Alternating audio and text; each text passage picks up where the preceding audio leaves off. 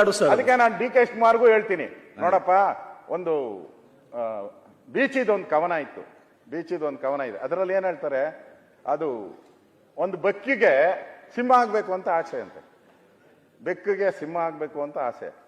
ಅದು ಕೇಳ್ತದೆ ಬೀಚಿ, ನೀನ್ ಫಸ್ಟು ಇಲಿ ಹಿಡಿಯೋದನ್ನ ಬಿಡು, ಆಮೇಲೆ ಸಿಂಹ ಆತೀಯ ಅಂತ ಹೇಳ್ತಾರೆ.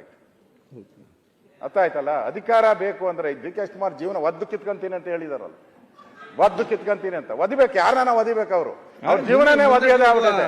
ಫಸ್ಟ್ ಟೈಮ್ MLA ಆಗ್ಲಿಲ್ಲ ಅವರು, ಕಾಂಗ್ರೆಸ್ ಪಾರ್ಟಿ ಕೊಡ್ಲಿಲ್ಲ, ಒದ್ದು ಕಿತ್ಕೊಂಡ್ರು. ತಿರ್ಗಾ ಮಂತ್ರಿ ಮಾಡ್ಲಿಲ್ಲ SM ಕೃಷ್ಣ ಅವರು, ಒದ್ದು ಕಿತ್ಕೊಂಡ್ರು. ತಿರ್ಗಾ ಧರ್ಮಸಿಂಗ್ ಅವರಿದ್ರು, ಮಂತ್ರಿ ಮಾಡ್ಲಿಲ್ಲ, ಒದ್ದು ಕಿತ್ಕೊಂಡ್ರು. ಬಿರಿ ಒದ್ದು ಕಿತ್ಕೊಳ್ಳೋದೇ ಅವ್ರ ಜೀವನ ಪೂರ್ತಿ ಒದ್ದು ಒದ್ದು ಒದ್ದು ಕಿತ್ಕೊಂಡ ಆಗಿದೆ. ಅದರಿಂದ ಇಲ್ಲಿ ನಮ್ ತೀರ್ಮಾನ ಆಗ್ಬೇಕು. ತೀರ್ಮಾನ ಆಗಿ ಮುಖ್ಯಮಂತ್ರಿಗಳು ಒಂದು ಸಮರ್ಥ ಕರ್ನಾಟಕಕ್ಕೆ ಒಳ್ಳೇದಾಗ್ತದೆ. ಇಲ್ಲಿ ನಾನು ಹೇಳೋದು, ಅವರು ನನ್ನ ಕೊನೆಯಲ್ಲಿ ನಾನು ಇವತ್ತು ಉತ್ತರ ಕರ್ನಾಟಕ ಅಭಿವೃದ್ಧಿಗೆ ಮುಖ್ಯಮಂತ್ರಿಗಳು ಏನೇನು ಭರವಸೆ ಕೊಟ್ಟಿದ್ದಾರೆ ಕಳೆದ 2 ವರ್ಷದಲ್ಲಿ, ಏನೇನು ಭರವಸೆ ಕೊಟ್ಟಿದ್ದಾರೋ ದಯವಿಟ್ಟು ಹೇಳ್ಬೇಕು ನಮಗೆ.